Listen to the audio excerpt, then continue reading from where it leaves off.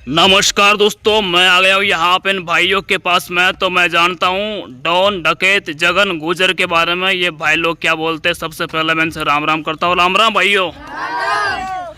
और कौन सा गांव है ये? बोरदा। अच्छा, बोरदा गांव है। भाइयों, आप कौन सी समाज से हो? सारे गुजर समाज से हो। तो आपके गुजरों में जो डकैत थे जगन गुजर, वो जैसे आपकी नज़र में सही थे या खराब थे, आप पहले ये बताइए। बढ़िया आदमी थे। जैसे लोग कहते हैं कि उन्होंने बहुत लोगों का मर्डर किया है, इस हिसाब से वो गलत थे। लेकिन कुछ लोग कहते हैं कि वो गलत के साथ में गलत करते थे। कभी गरीबों को उन्होंने सताया नहीं, किसी को नुकसान नहीं किया। अगर वो किसी को नुकसान करते या किसी की ज़मीन हड़पते, किसी पर मकान पर कब्जा करते, तो आज वो करोड़ों की संपत्ति अपना साम्राज्य बना लेते। लेकिन उन्होंने कभी गरीब को सताया नहीं।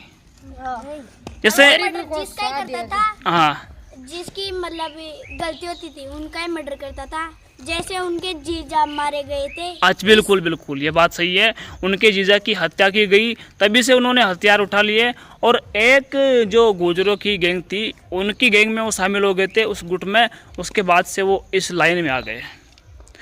अच्छा, और आप क्या जानते हो जगन गुजर के बारे में? जैसे कि उन्होंने, आप ये जानते हो क्या कि पहले वो क्या करते थे? इस लाइन में आने से पहले क्या काम करते थे? वो दूध का धंधा करते हैं। गुजर ज्यादातर दूध के धंधे करते हैं और खेती भी करते थे। उनके अच्छा बहुत अच्छा भैंसे गाय थी।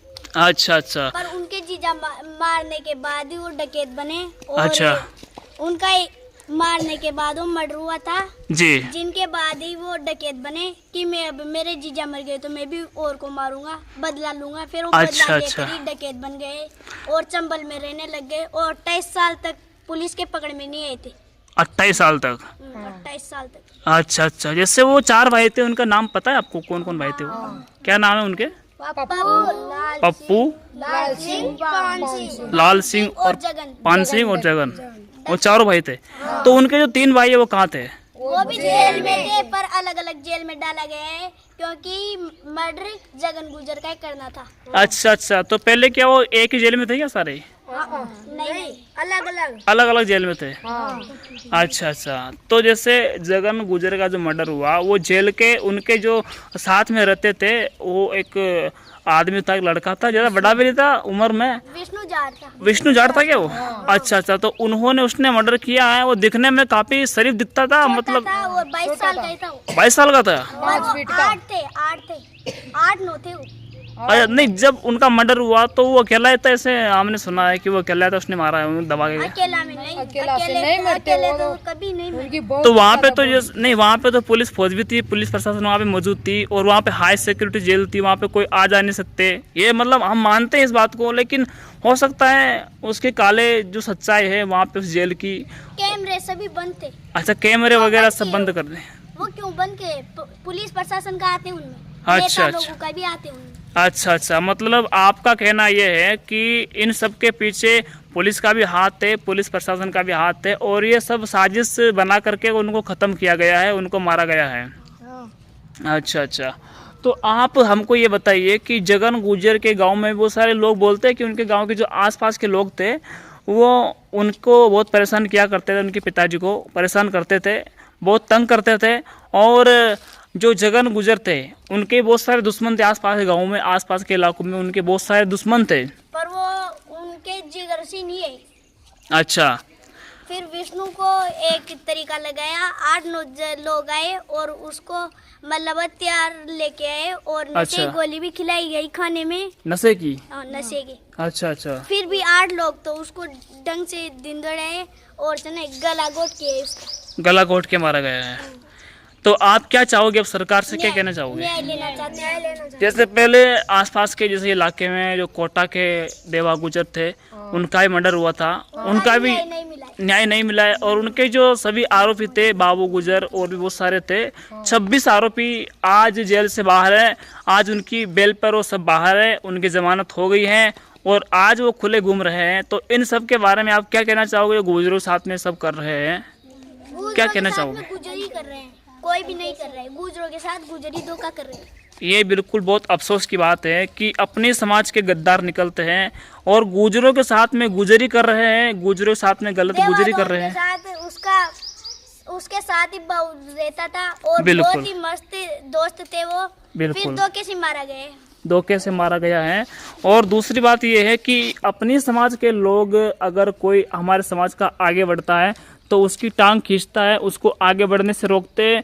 दूसरे समाज के लोग तो खैर छोड़ो, अलग बात है, लेकिन पहले अपने समाज के लोग आगे बढ़ते हुए आदमी को रोकते, उनको ख़त्म कर देते, उनका मार्केट ख़त्म कर देते, उनकी टांग खींचते। अभी टॉप पे आ जाता गुजर, पर हमारे यहाँ पर धोखे से मारे गए हैं सभी गुजर। अच्छा, धोखे से मारे गए। नहीं तो सभी जातियों को टॉप से हटाकर हमारे गुजर आते। पर वैसे भी खैर देखो, अभी गुजर के आगे वीर लगाया जाता है, लेकिन ये जो कुछ दल्ले होते हैं जो पैसों के लिए अपने समाज को खोखला कर देते हैं, राजनीति के लिए अपने समाज के लोगों को मरवा देते हैं और अपने समाज के लोगों को गुमराह भी करते हैं, धोखे में रखते हैं। तो जैसे आप अब जो जगन जी भाई साहब है, उनकी आत्मा के लिए आप 2 शब्द ज़रूर बोलिए, क्योंकि जगन जी भाई साहब ने गरीबों को कभी सताया नहीं और उन्होंने अगर लूटा तो किसी को नहीं। अगर वो किसी को लूटते तो आज उनके पास अपार धन संपत्ति होती और वो खुद का साम्राज्य बना लेते, क्योंकि अगर वो लोगों को लूटते, लूट पाट करके संपत्ति बनाते। करोड़ों जमीन होती उसके उनके पास। बिल्कुल बिल्कुल, खूब सारी ज़मीनें होती सही और करोड़ों रुपए होते हैं, क्योंकि उन्होंने ऐसा काम किया नहीं है और ना कभी गरीब को सताया, ना किसी को लूटा, बेईमानी से काम किया नहीं। उन्होंने उन्हीं को सताया जो गलत करते थे, जो गलत हैं, और उन्हीं को परेशान किया। हालांकि गरीबों को उन्होंने कभी सताया नहीं। तो उनके मर्डर 130 थे, उनमें से एक भी मतलब सताया नहीं है। और अच्छा। मतलब गलागोट सभी के हैं। अच्छा। पर गलती वालों की के हैं।